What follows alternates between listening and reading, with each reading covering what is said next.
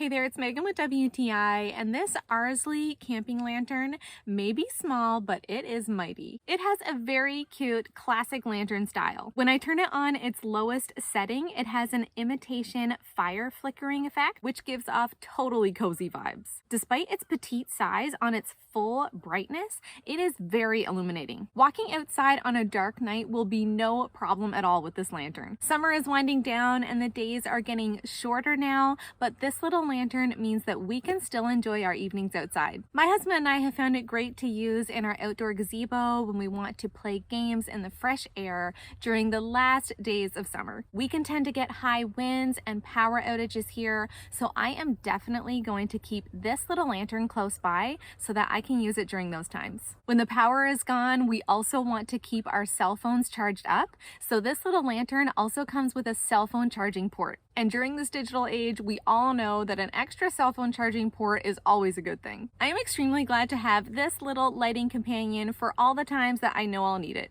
And that's my point of view.